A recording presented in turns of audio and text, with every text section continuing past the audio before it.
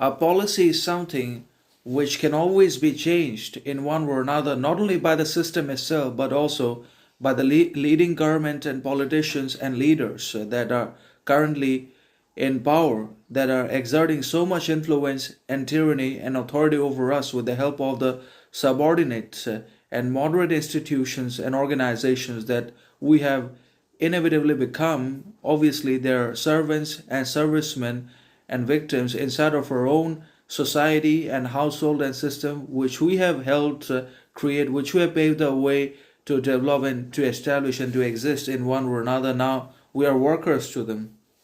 and the government has absolute control over us psychologically, mentally, educationally. We are prisoners anyway. No matter how hard we try, no matter what sort of education, wisdom, success we achieve, or possessions, wealth, riches we acquire, we are always slaves. We are neither masters nor rulers of anything at all. And even the globalists are basically slaves of their own evil. They are prisoners to their own possessions, wealth, riches, and enormous influence which they have over the entire world, over all the politicians and leaders and governments which they fund, which they run and sponsor the show in society anyways, in one or another. So no one is inevitably free who is not free from himself, who is not master over his own passion, impulse, desire. Those men who cannot control and fundamentally eliminate desire and conquer lust and power will always be victims and slaves to it, no matter how much or what quantities of success, education they have alongside possessions.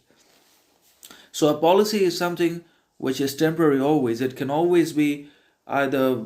eliminated, destroyed, eradicated, or changed for the betterment of society,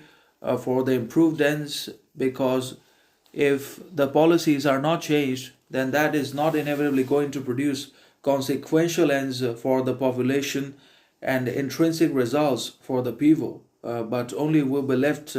in the dead zone by the government itself, by our own chosen politicians and leaders who are corrupt and biased and sellouts anyways to the globalist elites, to the billionaires in one or another. So definitely a policy is a temporary creed liable to be changed, but while it holds good, it has got to be pursued with apostolic zeal. We must pursue the policy alongside the government for as long as it serves our ends, for as long as it is good. When the policy becomes counterproductive to circumstance,